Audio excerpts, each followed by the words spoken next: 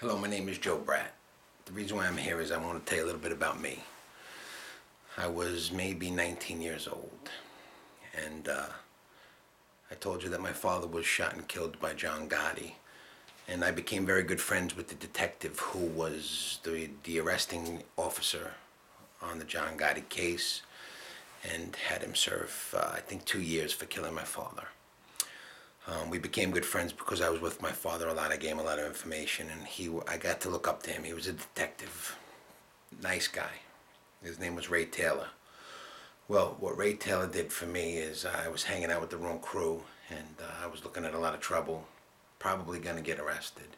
And he came to me because my mother told him to. And he said that I was going to go to jail. And he showed me these papers with everybody's name on them and these cars with license plates, and he knew who I was hanging out with. So it made all sense to me that I needed to leave. So I sold everything. I told all my friends I was going, and I left for California. I took a bus cross country for 3 days, 3,000 miles, and I wound up in Ferndale, California.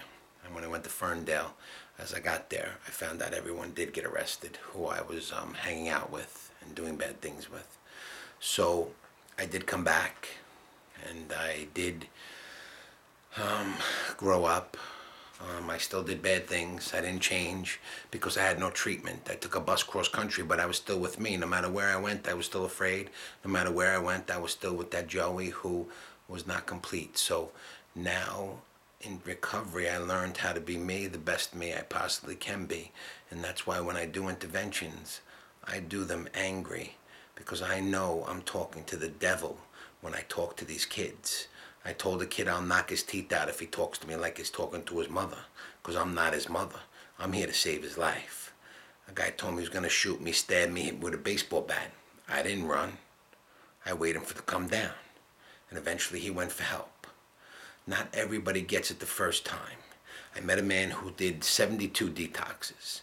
I said to him, imagine if he would have said 71 detoxes, I'm hopeless and I'm not going to go to another one. I'm just going to die.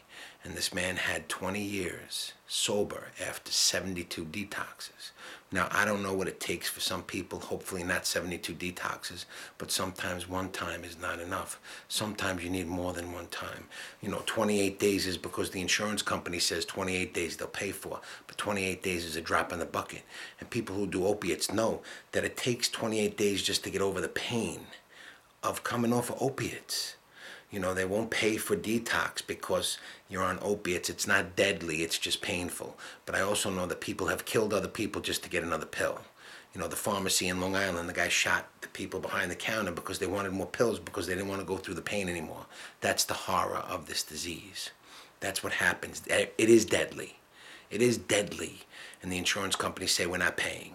Unless you're on Valiums and Benzos, Clonopin, or Xanax, because then you can have seizures. Unless you're an alcoholic, because coming off alcohol you can have seizures. But opiates they don't cover. Why?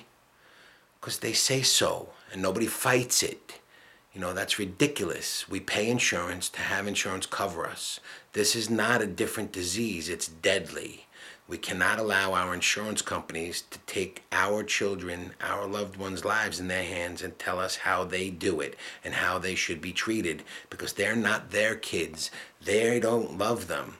They want to save money. They want you to pay money, and they don't want to pay out money. They make billions. So fight for your right to go to a hospital of your choice, because if you can't, then you have to find the one they pick for you and hope it works. There are great facilities all over the country, hopefully someday all over the world, if I can help it. My name is Joe Brat, and I'm an addict. But I'm recovered from a hopeless state of mind and body, and I can bring you to that point too, if you just take my hand. I'm not coming to hurt you. I'm coming to rip the devil out of you, because you're possessed by a chemical every day. Every morning you wake up thinking about it. Every night you go to sleep thinking about it. Kids are shooting dope at 17 years old because they can't get more pills. You know the pain. Imagine. 17, I was so excited about getting my driver's license, not thinking about where I'm going to get syringes. That's what's happening now. So if you don't do anything about it, if we don't get together and do something about it, where are they going to be when we are gone?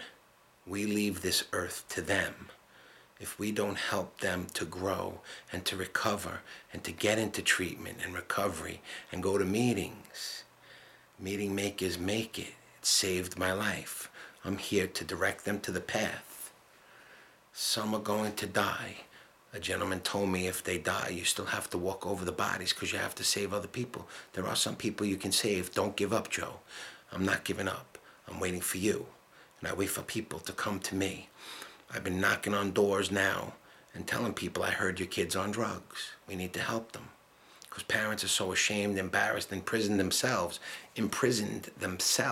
by their children, by their loved ones who are on drugs. They're so afraid of them killing themselves. If you try to put me away, I'm going to kill myself. Why would a parent want to put their kid in a rehab if the kid's saying he's going to kill himself when he goes there? And then when they get there, they meet people just like them, and they feel content. They feel like they belong. They're on the island of misfit toys. I understand an addict. We feel like we're different. We can be chameleons. We fit in anywhere. That's why I'm so good at what I do. That's why I do what I do. God gave me a gift. If you would have asked me if I was going to do interventions 12 years down the road when I walked in rehab's door, I'd probably say no. I would probably also sell myself short for the miracles that I have in my life today. Miracles.